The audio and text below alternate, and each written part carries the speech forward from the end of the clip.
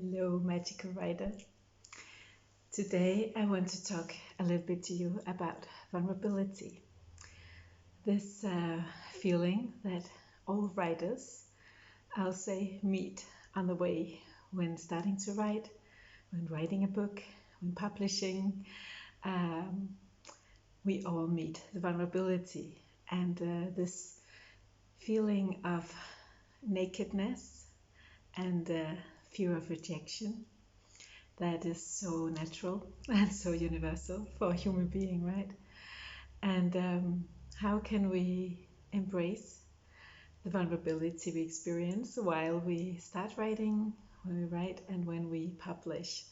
I talk to writers one-on-one about this all the time, and it's such a kind of delicate theme and something that just comes again and again and again.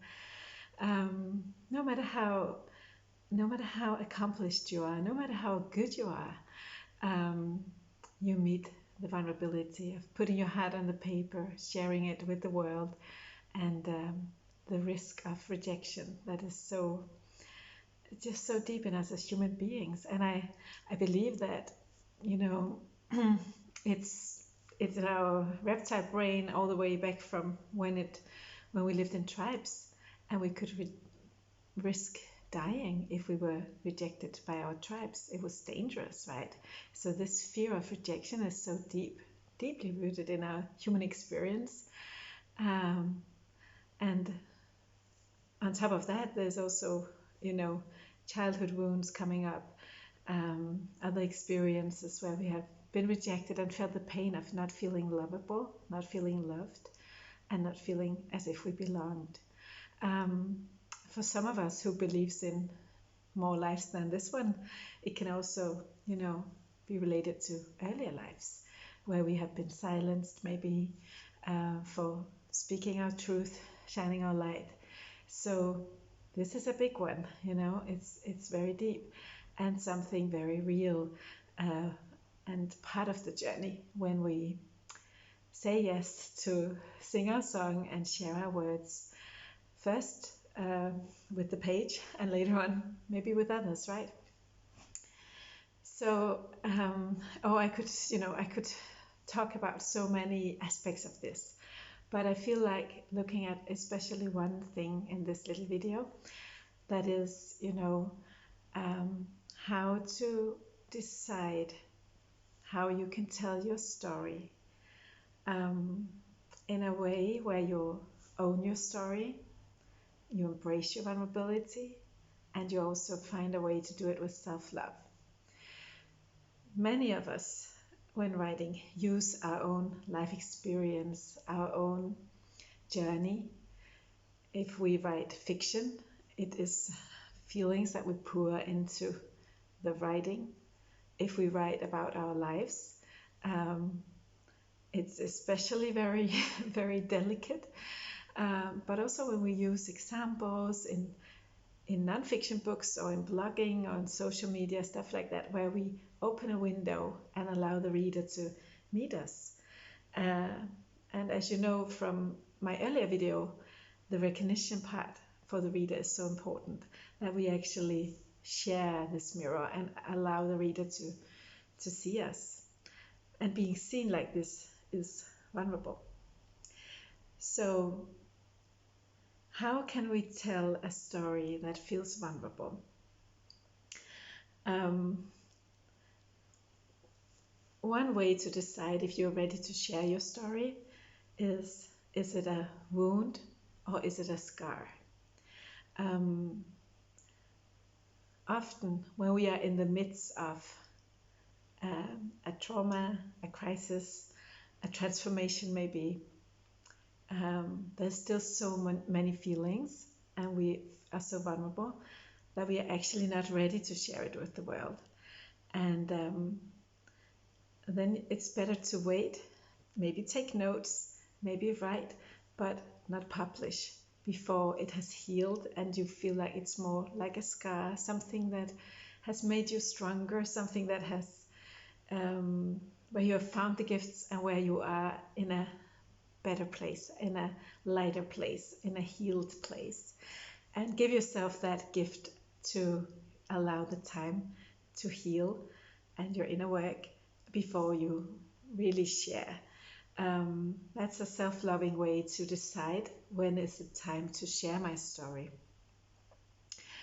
Then there are decisions about, if you really go deep into sharing your journey and your story, which part of the story is mine to tell? And there's this fine balance between, owning your story, everything you have experienced, everything you have felt, every interaction you have had in your life is your story, your experience, and you have the right to own that story and to tell that story. That's one thing. But then comes the question, how can you tell your story and find a way to also do that in a self-loving way? Especially if there's family involved, dear ones, children, friends. How can you find a way where you own your experience, you tell your story in a way where you honor yourself and your experience, and also look into, am I ready to pay the price for telling this story? And if you feel you're ready to pay the price, you can still ask yourself,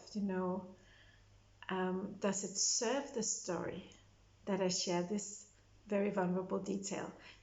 So if there are details or aspects of the story that are very vulnerable, ask yourself, do they serve the story? Do they serve the reader?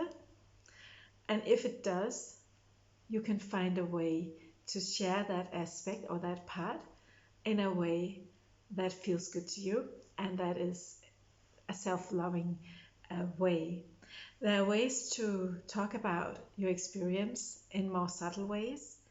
There are ways to wrap a soft blanket around details and make it more like a dream, like a fairy tale, something that kind of covers the details in a way that still feels strong for the reader, but is a more nurturing or a more soft way of telling the details.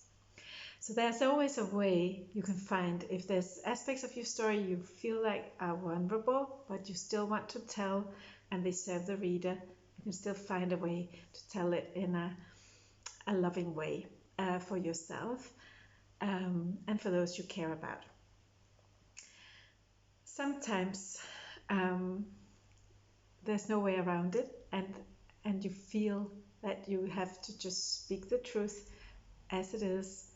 And then there are, of course, things to think about, like legal things and stuff like that, that you can double check before you publish, things that can stir things up.